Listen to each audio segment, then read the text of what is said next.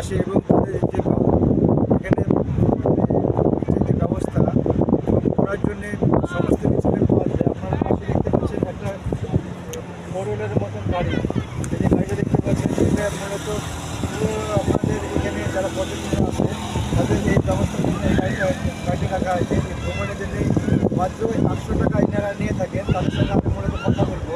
दादा कैसे पर्यटन इधर घूमने का आया था, ये घूमने के लिए कितने लेते हैं आप लोग? सिंगल का 200 है, जोड़ी का 300। सिंगल का 200। आपका नाम क्या है? स्वस्तिक बीच। स्वस्तिक बीच। ये जो बीच है एक बीच का नाम है रेवडंडा बीच। দেখতে পাচ্ছেন এটা হচ্ছে রেভেন্ডা বীচ। এই ঘোরার জন্য মূলত 100 টাকা 200 টাকা নেয় প্রতি লোকের জন্য। কারণ হচ্ছে এখানে মূলত তিনারা সবসময় থাকেন এবং পর্যটনটা পরিষেবা দেওয়ার জন্য তিনারা এখানে আছেন।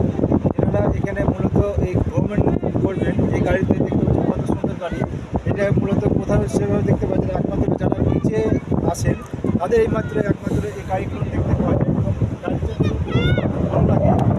এরকম আমি মানে গাড়িটা চেপেছি কারণ এনারা এত ভালো পরিষেবা দেয়। দেখতে পাচ্ছেন আপনারা পরিষেবা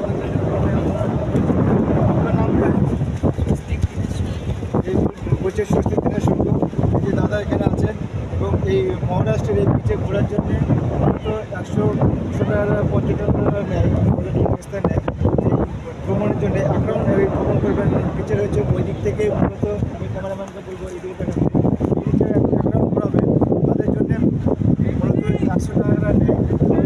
টাকা পাই সামনে আপনি যাচ্ছেন এই সামনে সমুদ্র ভ্রমণ করেন বাইরে থেকে আসেন এইখানে ভ্রমণ যাবে তার জন্য সব ব্যবস্থা আছে। এখানে যারা ঘুরতে আসবেন মূলত এই গাড়িটিতে একবার হলে তারা চাপবেন। কারণ হচ্ছে এটা খুব ভালো একটা গাড়ি। এই গাড়ির সমস্ত একমাত্র আপনার হচ্ছে এই বিচই দেখতে পাওয়া যায়।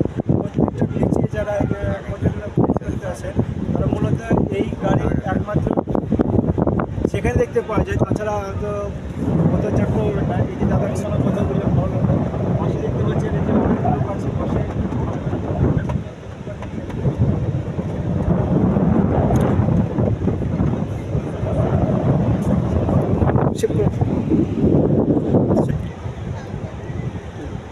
দেখতে পেলেন আপনাদের সামনে যে গাড়িটা দিলে আপনার পাশে দেখাবো। এই যে আপনার পর্যটনের এখানে এসছে পর্যটনের